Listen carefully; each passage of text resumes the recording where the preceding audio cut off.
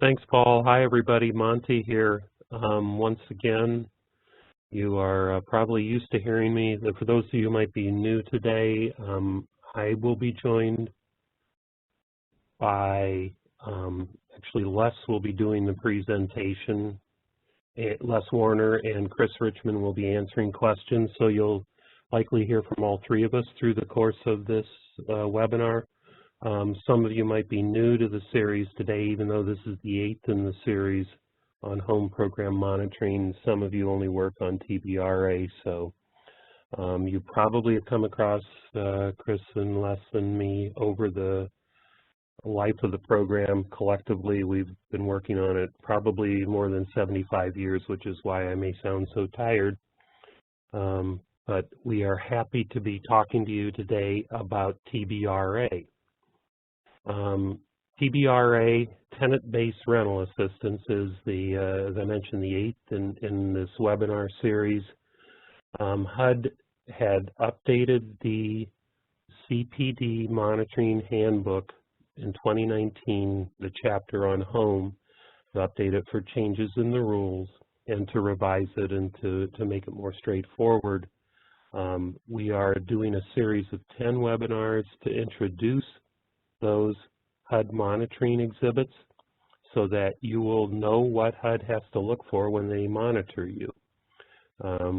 We overviewed monitoring and talked about general administration issues for the program, and we're now in the middle of a 3-week series where Tuesdays are on homeowner activities and Thursdays are on rental activities. Again, today is TBRA. Next week, the last week, the 5th week of the series, Tuesday we'll do homeowner rehab, and Thursday, to end the series, we'll be doing long-term rental compliance. We hope you can join us for those if those are topics that are program activities that you work on. What we're going to focus on today, though, is monitoring exhibit 7-31. Now, again, I said it's the CPD Monitoring Handbook, and a CPD is the Office of Community Planning and Development at HUD, which operates home and a number of other programs that you may work with. And Chapter 7 is the home chapter, so 7-31 is the exhibit on TBRA. And we'll talk about that exhibit, the questions that are in it, and how HUD will monitor you and what they'll be looking for in your files. We'll also be talking about the policies and procedures that you'll need in addition to the documentation to show that you're complying. And these all apply whether you administer it directly as the PJ or whether your TBRA program is administered by a subrecipient on your behalf. And you as the PJ would have to monitor them, and HUD would monitor collectively the two of you for compliance. We'll also be identifying some strategies for efficient administration of TBRA activities and recommend steps to prepare for HUD monitoring as we've done usually in this series. Now, just to be clear, this is about the regular standard TBRA program activities. Some of you may be operating emergency TBRA programs under suspensions and waivers from the COVID-19 pandemic. We will not be covering those emergency TBRA programs or those exceptions that were granted for those emergency programs today. We would urge you to go back to the HUD website. If you go to the home program landing page, you'll see under policy and guidance, you'll see the sort of an orange home COVID-19 guidance link. Click on that and it'll take you to the memos that cover those waivers, and also you can link to webinars that were done last June to overview that. Today we'll be doing only the regular TBRA program. Given that we've got some people who may not have been on in earlier sessions, and given that this is a rather unique topic, we'd like to ask you to respond to this poll, and Paul will be putting it up on the right-hand part of your screen. Please tell us how long you've been working on TBRA and hit the submit button in the lower right corner. He's only going to give you a few seconds to respond because we want to get on with the activity. We'll let him compile, but as we acknowledge, there are usually people with limited home experience and limited, in this case, TBRA experience. Usually we've had about a third of the people with less than a year's experience on the topic. And I just want to caution you or remind you that we are not teaching home basics in this webinar series. There is a building home training series that's available to you online, and there are a number of other ways to get guidance and training from the HUD website, and if you need that background, you should be doing those trainings. We will cover requirements today, but we won't have time to explain them in any depth or detail. I'll also encourage you once more to submit questions under the Q&A box on the right-hand side. And Chris and Les are in the background, and when Les takes over, I will be answering those questions to try to help you as best we can while the webinar continues. Or we'll follow up with HUD and try to get guidance down the road. So with that, I'm going to jump into the regulatory requirements. Most of you know that because of the acronymitis I'm afflicted with, I tend to use acronyms and jargon a lot, and so just to be clear up front, I've already introduced TBRA, Tenant-Based Rental Assistance. I've already introduced CPD, the Office of Community Planning and Development. I'll use the phrase PJ for participating jurisdictions, which are the states and local governments that directly receive funding from HUD for the home program. You'll see P&Ps listed there, meaning policies and procedures. IDIS will be referred to, the Integrated Disbursement and Information System. And we'll talk about a couple of the different rules that are in the Code of Federal Regulations, CFR, primarily 24 CFR Part 92, which is the home rule. I'll mention Part 91 at the beginning here, which is the Consolidated Planning Rule. We'll also mention at certain points 2 CFR Part 200, which are the uniform administrative requirements for all federal grants, including home. And those used to be known by most people as the OMB circulars, but now they're in 2 CFR 200.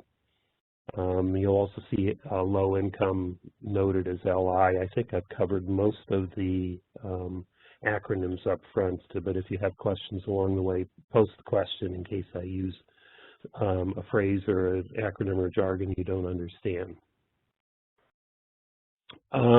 Let's go ahead and get started then on the regulatory requirements. Now, TBRA is one of the 4 fundamental or basic types of housing activities that can be done under the home program. But to steal from the Sesame Street world, one of these things is not like the others, and in this case it's TBRA. While all our other home activities are really tied to units and often focused on development and eligible development costs, this is a very different thing, TBRA. It's about assisting tenants, and it's tied to the household, not to the unit. And it doesn't pay for traditional development costs, but just pays for rent and the related tenant-paid utilities via utility allowance, as well as possibly security deposits and utility deposits under certain circumstances. So it's a more traditional rental subsidy program with some limitations based upon how the program was created in the home statute and rule. The primary portion of the rule that you need to look at is 92.209. That's the Tenant-Based Rental Assistance section of the home rule, and it will take you through those different things that you can provide and mention many of the things that we'll be talking about in the questions that we cover today. Just remember that the assistance in this case, TBRA, is tied to the household, not to a particular unit or project. The tenant who's assisted may choose to rent any unit in the jurisdiction that meets the PJ standards and maybe beyond if they opt for if you opt for one of the provisions that allow you to make the assistance portable. but it is not a project-based assistance, can't be tied to your other home projects, even though it can be used in your home projects.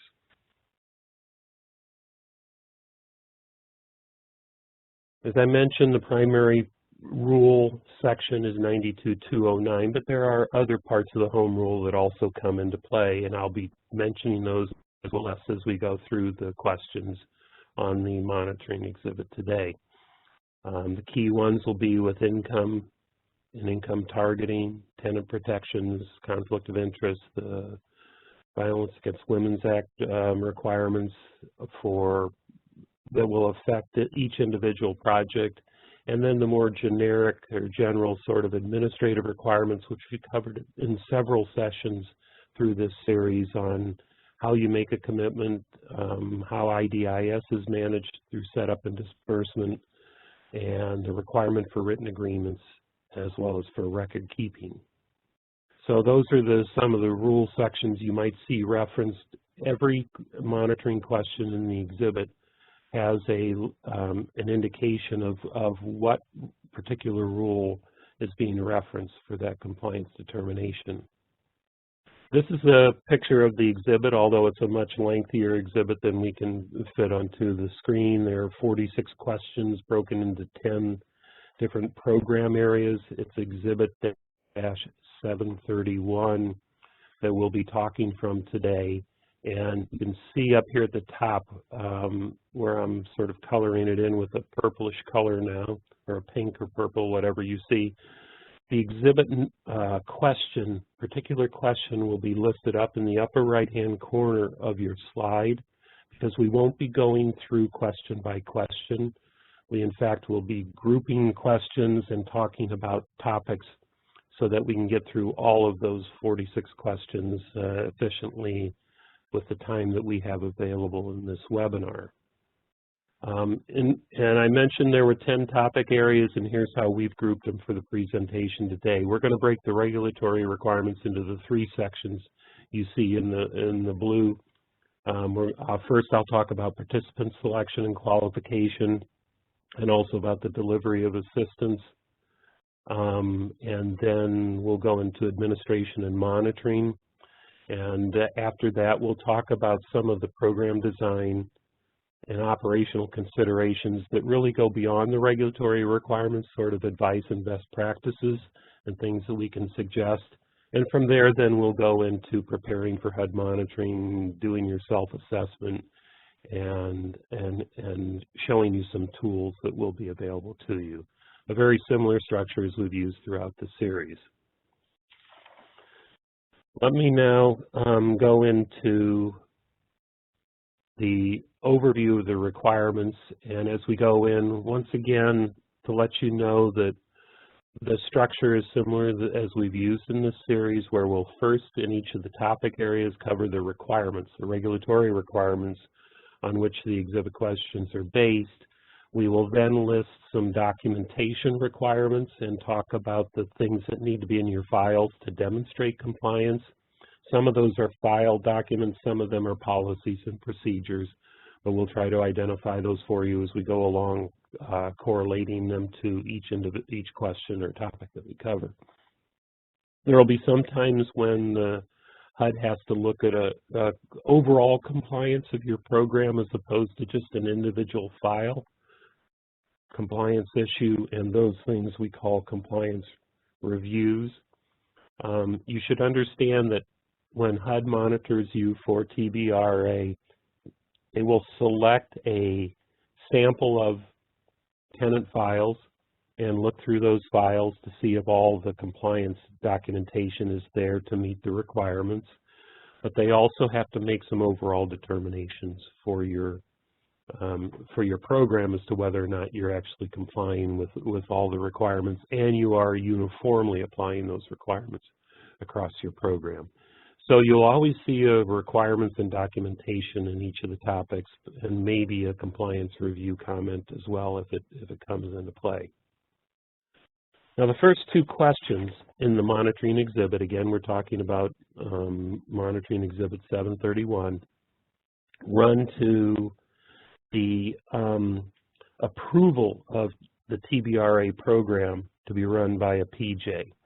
And there's two things that we have to cover. One is that you've properly disclosed and certified and documented it in your consolidated plan or annual plan that you've submitted or notified the public and submitted to HUD. And then secondly, we need to deal with the requirements for setting up your TBRA activities in IDIS. A PJ may use home funds for TBRA only if it makes a certification about the inclusion of this type of assistance in the consolidated plan following the regs at 24 CFR Part 91. And it also specifies the local market conditions that lead to the choice of that option. In other words, the first question focuses on, did you properly disclose your determination that TBRA is justified as an expenditure of home funds and document the demographic basis for doing that, and then submit the certifications that have to go along with that determination. The second question then addresses the timing of TBRA activities and being set up in IDIS, which can only occur after a written agreement or rental assistance contract has been executed to assist a household. And we don't have time to go into IDIS stuff today, but I'm going to urge you to take a look at Home Facts, Volume 9, Number 1, or 9.1 there you see listed. The Home Facts are HUD's guidance documents that they put out on the IDIS system. This one, 9.1, deals specifically with the setup, funding, and completing of TBRA activities in IDIS. If you want further guidance, HUD also did a webinar back in June 2020 when they covered the introduction of this particular Home Facts. But if you are involved in the setup of IDIS activities, I would urge you to look at that. So obviously the documentation that would support the answers to these questions is, number one, that you've done the proper disclosures, certifications, and documentation in your consolidated plan and annual plan on TBRA, and that written agreements that are executed and placed in the file were executed before the individual projects were set up in IDIS. The next set of questions go into the selection of the participants or the beneficiaries of the tenant-based rental assistance. There are two key requirements that the regs refer us to, and one is that we have written tenant selection policies and tenant selection criteria that govern the selection of tenants, and also in particular if there are any preferences or priorities established as part of that tenant selection, that those are clearly documented. And then secondly, that the tenant selection criteria and any preferences that are implemented are consistently applied across the program. So obviously the documentation for this would be that there is in fact written tenant selection policies for your TBRA program, whether they are executed by or implemented by you or by a subrecipient. And if there are preferences or priorities being used for the selection of tenants to receive TBRA, that there's the supporting documentation to support those preferences.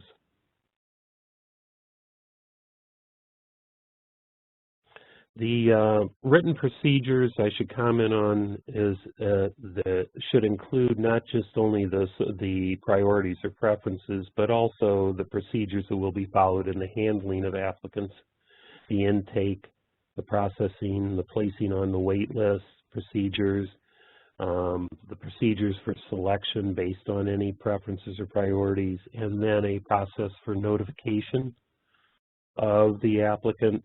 If they're rejected, the right to appeal. All those things should be covered in your written tenant selection policies. With respect to the compliance review, the two specific questions that HUD has to answer is, were individual tenants in the sample selected following the written tenant selection policies? And also, there's a specific question that runs to student households. As you know, the 2013 rule clarified that student households were not eligible for home assistance if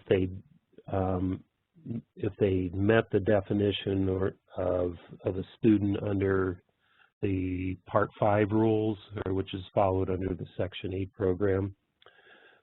So they want to make certain that you're not providing that assistance to student households that don't qualify as under that definition.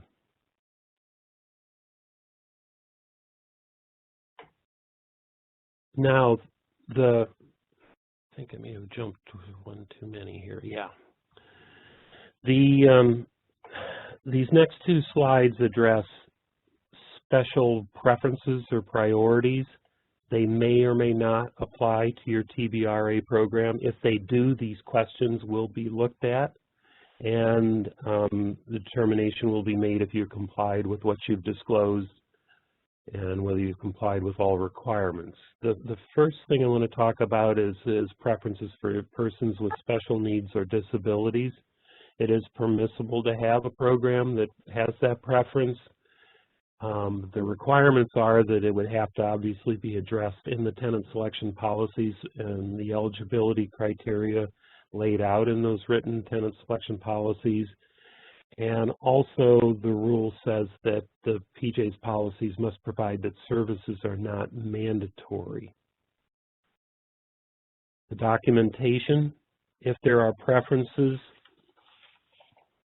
that are addressing persons with special needs or disability, the documentation must support it both at the level of having the PJ's policy, but also that they were applied to the individual tenants, that you're documenting that that tenant has met the requirements as you've laid out in your policies and procedures. With respect to compliance review, HUD will be looking overall at your program if you do have a preference for special needs or disabilities, that the preferences were consistently applied across all applicants and tenants, and that each tenant household meets the special needs or disability eligibility criteria. There are a few other options that you have in the program. They might not apply to your program, and if so, these questions will not be addressed, but you are permitted under 92209 to operate a TBRA program that's tied to a self-sufficiency program, as well as to be used for lease purchase, and also to allow the assistance to be portable. So to address each of those, a self-sufficiency program can incorporate TBRA into that program. The issue is that the assistance, which under TBRA is limited to 24 months, but can be renewed if you commit future funding to it. The renewal of assistance can be conditioned on continued participation in the self-sufficiency program, but assistance cannot be terminated during an active contract if the household is not continuing to participate in the self-sufficiency program. So in other words, once they enter into a contract for a term for the assistance, they get to live out that term. It would be the renewal that where you could take into account if they are failing to participate in the self-sufficiency program as was designed. And obviously the documentation there would be in the written agreement with the tenant or the contract. For lease purchase programs, we mentioned that lease purchase is a permissible activity, and lease purchase is permissible for up to 36 months. The sale is supposed to be consummated within the 36 months. A lease purchase program can take advantage of TBRA assistance, but the TBRA assistance must be used for rent, not for a down payment. And the lease purchase agreement, which I mentioned is limited to the 36 months, your TBRA assistance is limited to 24 months. So if you wanted to do the full 36 months, it would be 24 months plus the 12-month renewal. Determination of compliance for that would run to the rental assistance contract or written agreement with the tenant, and also the lease purchase agreement that governs the purchase conditions. Then the other option that you have, and again, when I use the phrase option, I mean that you as a PJ have a choice whether or not to include it, is portability. You can set up your program so that tenants can use your rental assistance outside of your jurisdiction, which is what we call in the rental assistance business portability. If you do allow portability, then they can take it elsewhere.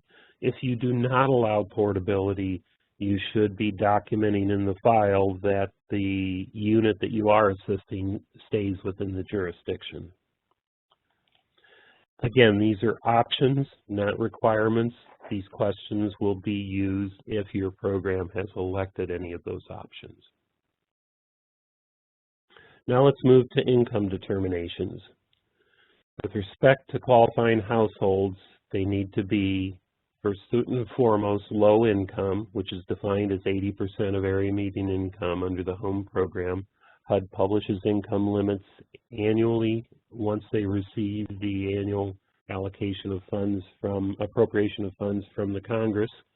The FY21 income limits were in fact issued this week, so please, if you haven't already downloaded them from the HUD Exchange, you should go on and do that. But in addition to the 80% requirement for all tenant-assisted households, there's also what we call the program rule, and the program rule states that each year the PJ must assist households at or below 60% of area median income for at least 90% of their rental and TBRA units. Effectively, what this does is force most programs to be serving at 60% or below, and some even go to 50% or below. You do have the final 10% of your units, either rental or TBRA, that could go up to 80%. But at least 90% have to be initially at 60% or below. That's what we call the program rule. In addition, there's the income definition requirement that you can use under 92203, either what we call the Part 5 method, or some of you call the Section 8 income definition, or the IRS 1040 method. You can select either definition, but the use of the definition must be consistent across your TBRA program, and it must be documented. Now, obviously, most TBRA programs use the Part 5 method to be consistent with Section 8 housing choice vouchers and other tenant-based rental assistance programs, but I do need to disclose that you have the option of either one or the other. The key is that it needs to be consistently applied across the program, not vary by tenant. And finally, that you must have procedures that document the requirements or the steps that you will follow for both the initial determination of income eligibility and the annual redetermination while they're receiving TBRA assistance. Unlike the homebuyer activities and homeowner activities that we've discussed in other sessions, on the rental side and TBRA side, we're talking about annual redeterminations of income during the assistance period.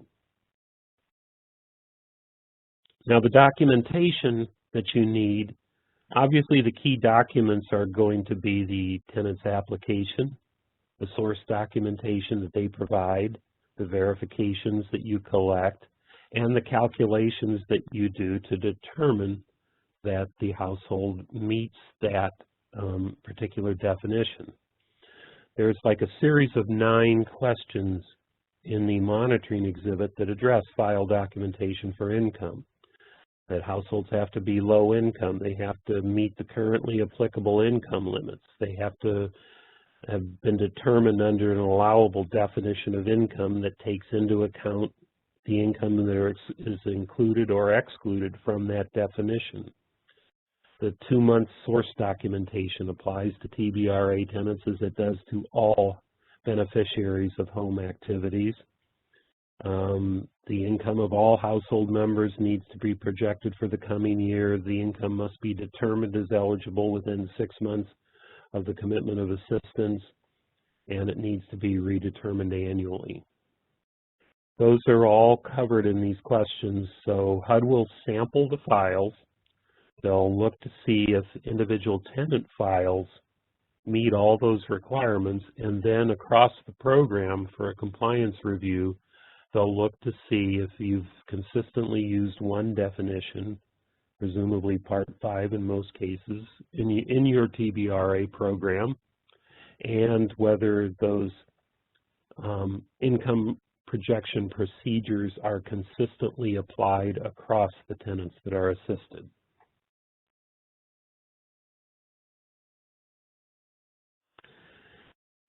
There's also the property standards requirement. As most of you know, in the home program, one of our cornerstones issue is that households need to be in decent, safe, sanitary, accessible, and affordable housing when they are assisted, and property standards do apply to TBRA. Now, for those of you who are on Tuesday's call where we said HQS is no longer used in other parts of the program, the Section 8 Housing Quality Standards, HQS, still do apply to TBRA activities, but that is the only activity type in the home program that continues to use Section 8 HQS. Those are minimum criteria. You can have higher standards that you apply to your program. The units must be inspected at initial lease-up and pass those standards, and they must be re-inspected annually during the term of assistance. So the documentation that HUD will be looking for was, did you document that the HQS inspection was conducted and that the unit met those requirements by the time the lease was executed? And if it had to be conducted annual, if the TBRA assistance exists for more than 1 year, that there was an annual reinspection conducted to determine that compliance. The other thing that's listed in there is lead paint. Lead paint would apply to a pre-78 rental unit, pre-1978 unit that has not already been determined to be lead paint free. And the requirements are in 24 CFR Part 35, and it's Subpart M requirements that apply to any tenant-based rental assistance. That would start at 35.1200. So make sure that you have the standards and procedures in place to do the visual assessments and the paint maintenance and ongoing maintenance required by those standards for pre-1978 properties, as I mentioned. Now, one of the things that we have provided to you up on the top of your screen is it's one of the tabs up at the top. It's a handout that covers the property standards for home-assisted housing, but it covers all the different types of housing. And so we don't have time in these seminars to go through all the requirements in the property standards. So we urge you to download that. It was with the materials that you could download for today's webinar and the other sessions, and use those to make certain that your property standards do meet the requirements of 92-251B. And then make certain you have those inspection reports signed and dated and in the file so that you show that you are determining annual compliance with those requirements. Now we turn to the dollars, the TBRA subsidy. Questions 28 to 36 are a series of questions that focus on how you determine the subsidy amount to be paid for each tenant. And those are covered by your policies and your procedures. The amount of rental assistance is determined individually for each household that's assisted based on a number of standards and calculations, and those calculations need to be documented in the file. Some of the key requirements in your policies and procedures are that your TBRA program has to have a rent standard, which is how much the maximum rent that you will pay by unit type and size, usually established on either the Housing Choice Voucher Program or another method approved by HUD, and usually falls between 90 and 110% of the fair market rent of the Housing Choice Voucher Program for existing properties. You also have to have a procedure for determining that the rent is reasonable. The phrase is rent reasonableness in TBRA programs. And you have to determine the tenant contribution, which is how much the tenant pays towards the rent. It's supposed to be based on 30% of adjusted income. Notice that I said adjusted, not gross income, so that you'd use the traditional Section 8 type adjustments to income to determine 30% of that adjusted income. And then the program has a minimum tenant required contribution as well, a minimum monthly dollar amount or amount that a tenant has to pay. And then the monthly TBRA assistance or rental subsidy is calculated as being the difference between the rent standard that you apply and what you calculate to be the tenant contribution. Obviously, there's a lot of calculations that need to be documented in this. So the documentation requirements start first with your program policies that establish the rent standard and the minimum tenant contribution. And then you have to have in the file the calculation of the home subsidy amount and the tenant contribution. And those need to be supported by your determination of the adjusted income, 30% of adjusted income calculation. And in addition, if you happen to have elected to provide security deposit assistance as well, the security deposit assistance can be no more than 2 months' rent, so that will be checked as well if you happen to provide security deposit assistance.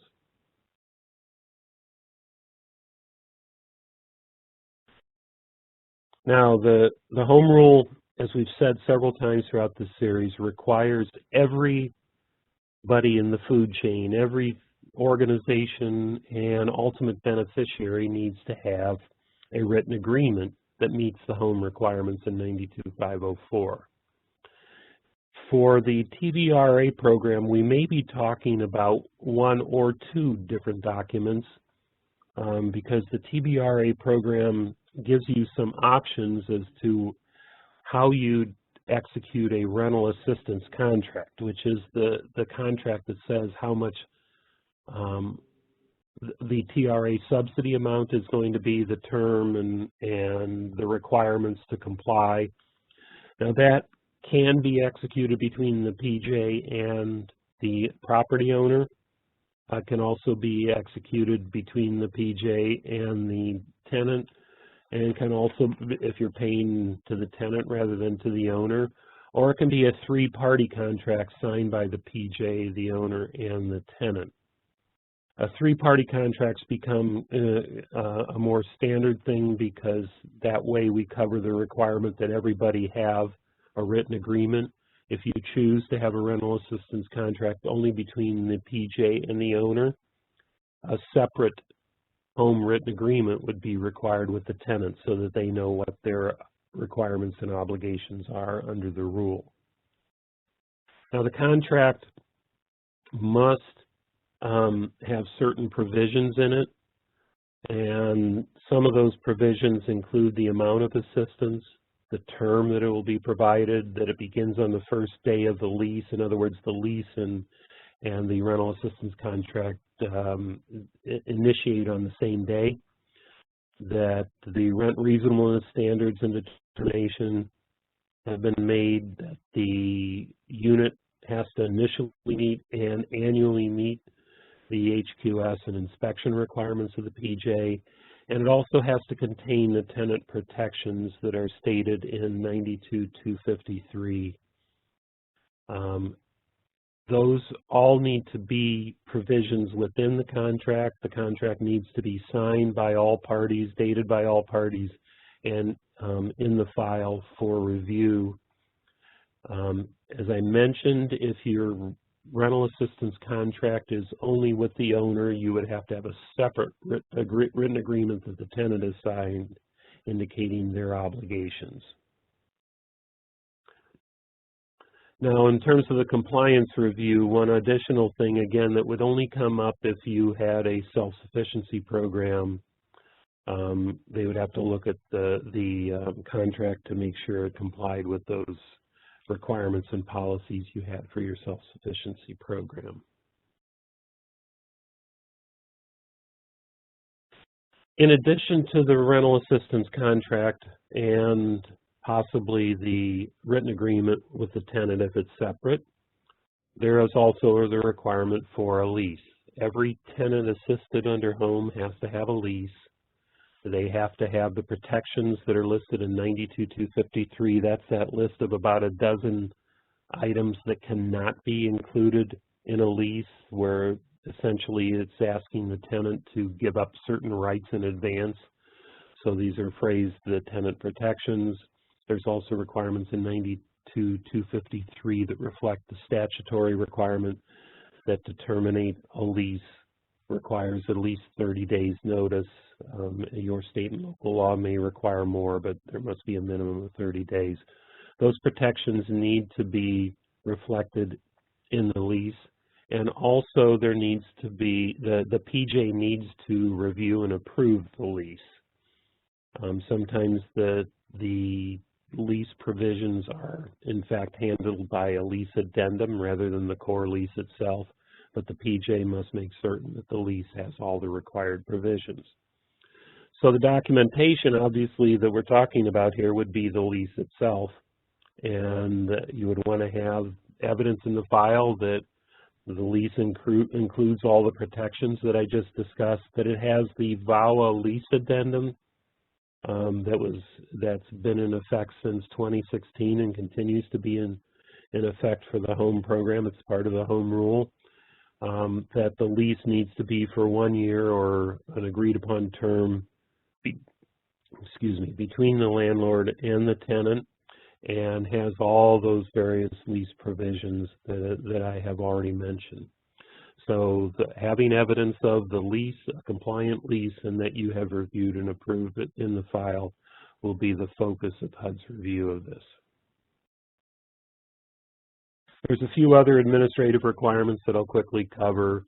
Cost eligibility. Obviously, the major cost of this program is the TBRA subsidy that's being paid out, the rental assistance or security deposit or utility deposited assistance that's being provided. But there are also the administrative costs of administering a TBRA program that you, the PJ, or your subrecipient may be incurring. Most of your administrative cost is charged to admin and must be eligible under 92-207. But HUD also has, since 2013, permitted the tenant eligibility determinations and the inspections to be also charged, or instead of being charged to admin, being charged as a project delivery cost. Those get added to the project costs as you set up the project. And so you need to make certain that any costs that you're charging do comply with those provisions in 92207, either as admin or as project delivery. And the project delivery is limited to those two things that are now permitted. If you are using a contractor to administer the TBRA program, and we covered this in webinar 4 when we went into oversight of program partners, you may remember that the subrecipient category is a nonprofit or a public entity that you've selected to administer the program, and they're subject to all of your rules, while a contractor would be generally would be a private entity that is administering some of your activity on your behalf. And one of the requirements that we mentioned that pertain to contractors is that if you, the PJ, select a contractor rather than a subrecipient, it's subject to the procurement rules in 2 CFR 200. And so we are going to mention here and remind you that the contractor, the use of the contractor, you should, if you've selected a contractor, make sure you document the procurement that was conducted and that you have a written agreement, as we covered in webinar 4. Now, I should mention that when we look at the contractor provisions, there are other monitoring exhibits that come into play, and it can bring up those exhibits that I have listed there. You want to refer to those as well to make certain and go back and review the webinar 4 guidance on that. We're not going to cover it again today. And it only applies if you have in fact procured a contractor to administer the program, not a subrecipient, or if you do the program yourself as the PJ. The other thing then that's required is, of course, the general requirement to retain records for at least 5 years after the assistance terminates or the program terminates, depending upon how long the assistance contracts run and how long and whether you renew or continue the program. So that it's the general 5-year requirement for home. With that, I'd like to pause and to ask you to take a moment. Paul's going to put up a poll in just a moment. It's just a little knowledge check here to see if you're following along. And if when it comes up on the right-hand side, if you can make a selection and then hit the submit button. We'll do a little check on whether you know the home rules for TBRA. And as we do that, I'm also going to begin to hand over the controls to Les.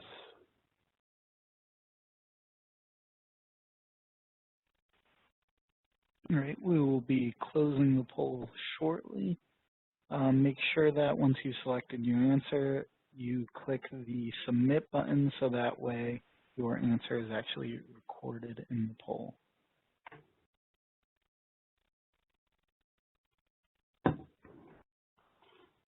Les and Chris, while we're waiting, have there been any questions posted that you think we should address now on what I've covered so far?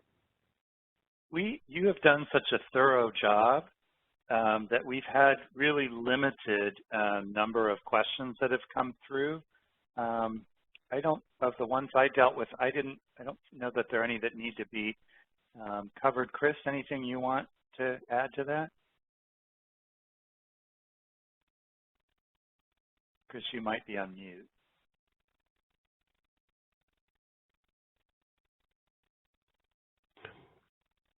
Well, maybe I'd put everybody to sleep, including Chris, huh? It looks like our poll results are in.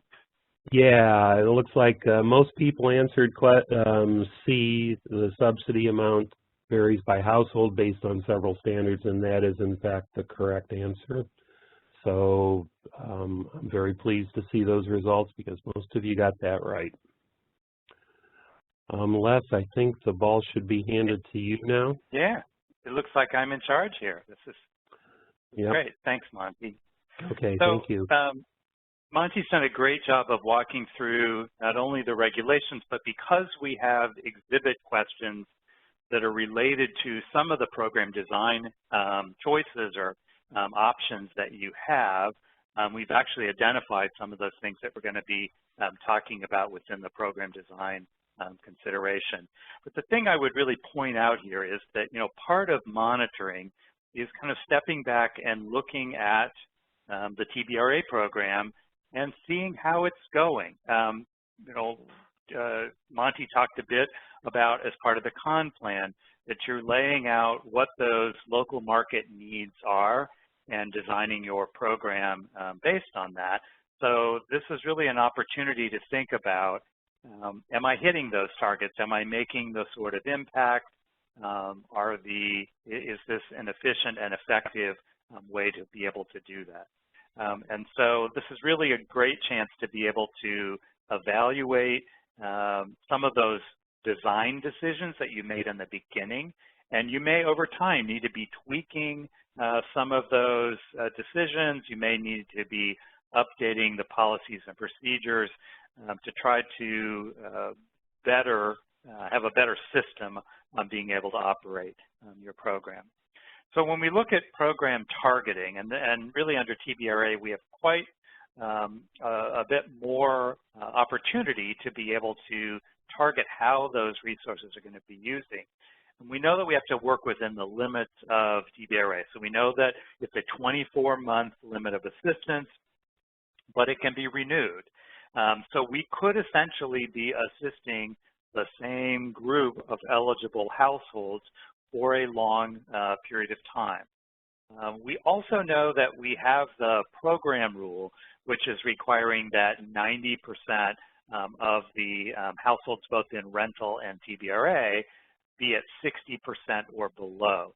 Now, for many folks, this is not, particularly under TBRA, is not a difficult target to hit, because often times I think folks have really targeted their use of their TBRA funds significantly lower oftentimes than that threshold of 60%, but that's one of the limitations that you have in place. And then, of course, you've got limited dollars, and so there's a lot of competition with how am I going to, with the allocation that I receive, how much of these other eligible activities am I going to do other than TBRA? So in the use of TBRA and what you've identified within your con plan, you've laid out what those local market conditions are and why you've chosen to set aside TBRA funds. So you've set a goal on what you're hoping to do with these funds and the impact and the targeting that you're looking at. So as part of that, you would have laid out how your program was going to operate and who you were attempting to serve. So as Monty mentioned, you might be doing a self-sufficiency program. You might be pairing your TBRA funds with lease purchase. You also might be, looking at, gee, I've got folks that are transitioning out of homelessness and we're trying to get them into independent affordable housing. In your local market, getting folks in that early period transitioned and stabilized may be the key here to making the most impact within your market. It might be that as you look at your local market, that the thing that's keeping folks from being able to access affordable housing is that they can't come up with the 2 months of security deposit that might be needed for them to actually enter into units that are available. So it's thinking about what are those targets, how is that working, am I really having the impact that I would like, and then thinking about, do I need to make any changes to those particular program options that I've chosen and that targeting that's part of that. One of the things I will just mention is I mentioned this fact that we have a 24-month limit, but this can be reviewed or renewed, I'm sorry. But some programs have thought about, well, I want to, in kind of making the most effective use of my funds, I may want to have some kind of an exit strategy. So I may be assisting for up to 24 months, but maybe my hope is that we have either through self-sufficiency or other programs, we're seeing these tenants now be able to sustain without needing an ongoing rent subsidy. Maybe they're on the waiting list for a voucher program, and so with the idea that we maybe perhaps want to make sure that with the amount that we have available, that we have a way to move those households into self-sufficiency and be able to help the next group. So that's part of the evaluation of who are we serving, is this what we had intended. As part of that, I think Monty mentioned about the fact that the PJ could run a TBRA program themselves directly. We oftentimes see where we have a state recipient or a subrecipient that's going to operate that program, but we also have the ability to contract this out and have a contractor going through the procurement process operate that program on our behalf. So part of that evaluation process as part of our monitoring is looking to see how is that program administration working. If we're doing it in-house, do we have adequate capacity? Is that an efficient way for us to continue to operate that program, or might it make sense to look at what alternative delivery methods might be for that? If we're working with a partner, part of our monitoring is to evaluate whether that is an effective partnership and whether that's something that ought to continue. So this also is then thinking about administrative budgets and resources, making sure that the way we've designed our program and the way it's being implemented is effective, it's an efficient use of our funds. So Monty mentioned this earlier. If we have an outside entity that's monitoring or that's running the TBRA program, the PJ itself is still needing to, of course, provide monitoring and oversight for that entity. They're also going to be dealing with IDIS and setting up and reporting on who has been assisted. And Monty also mentioned again about contractors and making sure that the appropriate procurement requirements are being followed as part of that. So some of the administrative considerations that we need to think about as part of this evaluation process. Monty mentioned the Home Facts Volume 9, Number 1, which was issued in May of 2020. And this walks you through the IDIS setup process, and it's going to be different whether this is administered internally by the PJ itself, or a state recipient, subrecipient, or a contractor. And then there are also options on whether you set up each individual household or you're setting up an overall program. There will be some PJs that will have multiple TBRA programs. They may have one that's set up specifically in conjunction with lease purchase, another that is targeted specifically toward one sector of the population. So there are some considerations to thinking about how to most effectively and efficiently operate the program. We mentioned, Monty talked about the property standards requirement and the fact that we are going to, at initial occupancy and then annually, we're going to be inspecting those properties. So we need to make sure that we have inspectors that are in place doing those timely inspections, but also that they have the appropriate training and credentials, not only to complete the HQS portion of that inspection, but also we mentioned the Lead Safe Housing Rule. So tenant-based rental assistance falls under subpart M of the Lead Safe Housing Rule. And so that requires a visual assessment. And I'm gonna, Chris is gonna put in the chat for us, there is an online training for visual assessors. So we need to make sure that we had appropriate trained staff as part of that. Under project delivery costs, Monty mentioned that there was a change with the 2013 rule. And so PJs may need to think about, have I actually chosen to take advantage of the fact that income determinations and inspections, which are being done on an annual basis, are those being charged off as project delivery costs versus coming out of our admin funding? And that may help with, making the budget go further, particularly your admin funds, which are pretty, can be a little precious for folks. Monty mentioned about the lease requirements and making sure that we don't have any of the prohibited requirements, but we also need to make sure that that lease is in place for everyone who is benefiting from the TBRA fund. So in this case, we have funds that are going to both the tenant to subsidize, they're assisting the tenant to make that more affordable, but we also have the owner of the property who's going to be receiving funding. And so we need to have both parties included in that contract. So you need to be making a decision about, will that be a three-party contract, or in a lot of cases we will have one contract between the PJ and the landlord, and then a separate contract or written agreement with the individual tenant.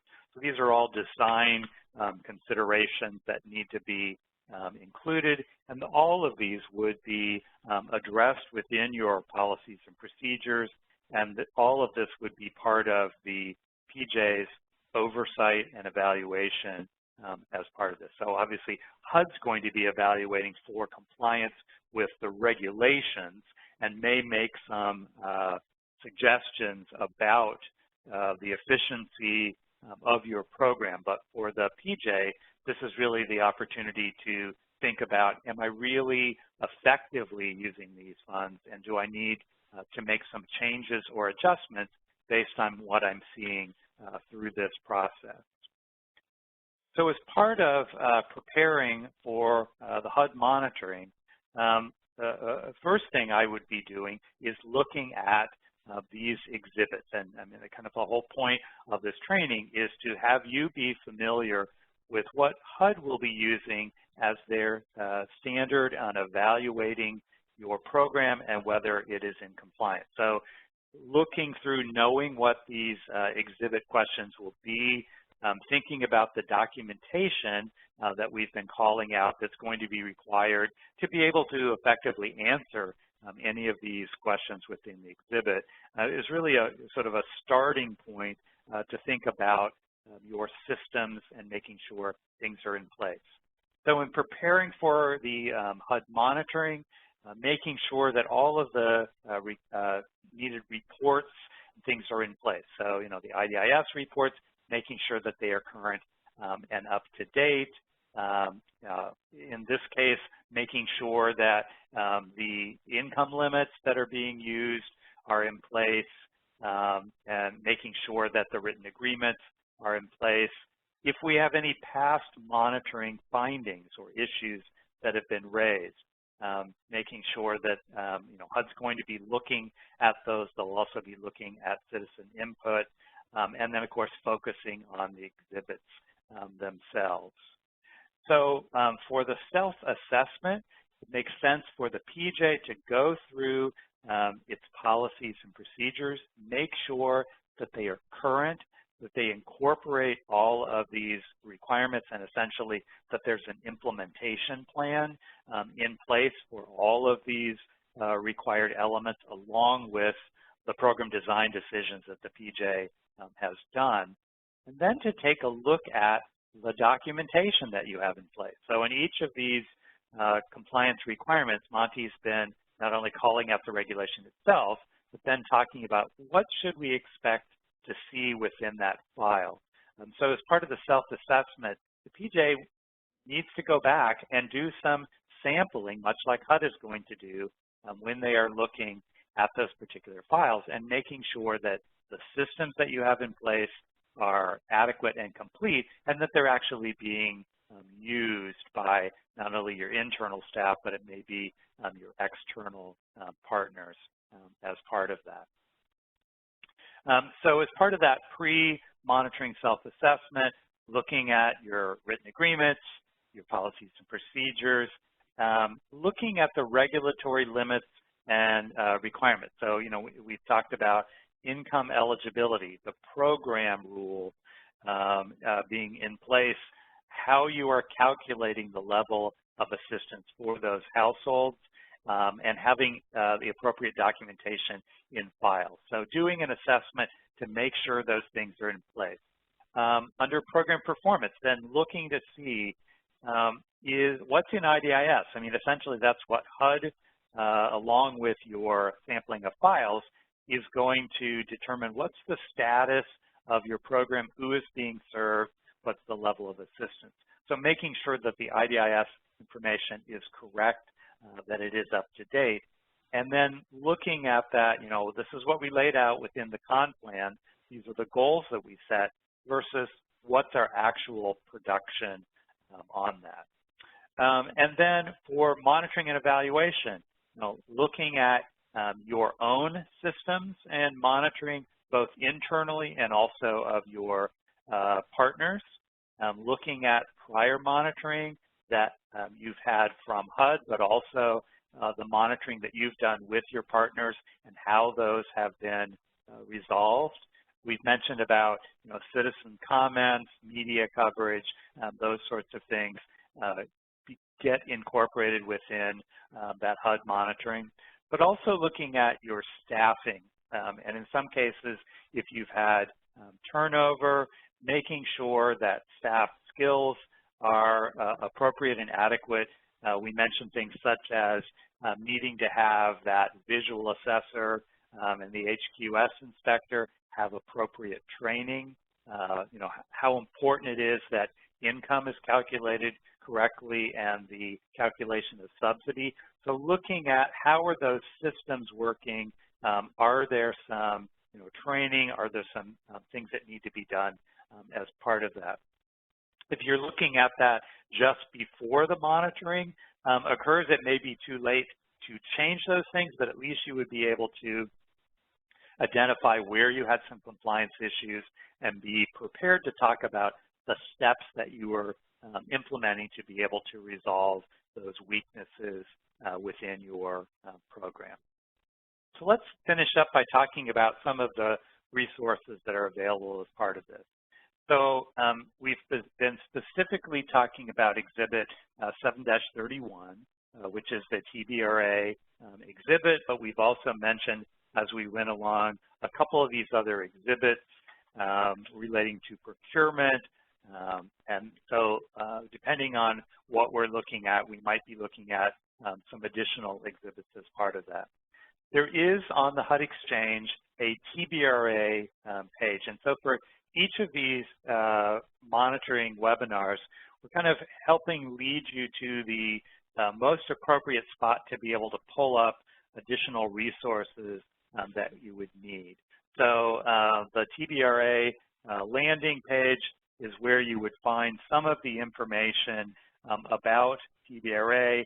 Training is sort of the go-to spot for that. And if you're not familiar with that, I would recommend that as sort of a starting point on that. Particularly when Monty was talking about things like the calculation of the level of assistance. If you are newer to the home program or you need a refresher, the Building Home online training is going to be, I think, useful for you. There are some samples of calculating that level of assistance that are included in the TBRA section of the Building Home training. And as we've been mentioning, there are a few, I think there are 3 required sections of Building Home that you must take first, and then it opens up to the rest of the Building Home training, and there is a section specifically on TBRA. If you're not familiar with that, I would really recommend that you utilize that. Also, here's the reference that we mentioned about a couple of times for guidance about setting up your tenant-based rental assistance activities or programs within IDIS. And there's a specific link here to go directly to that document. And this is one that's relatively new, May of 2020. So some of you might not have seen this and been familiar with that.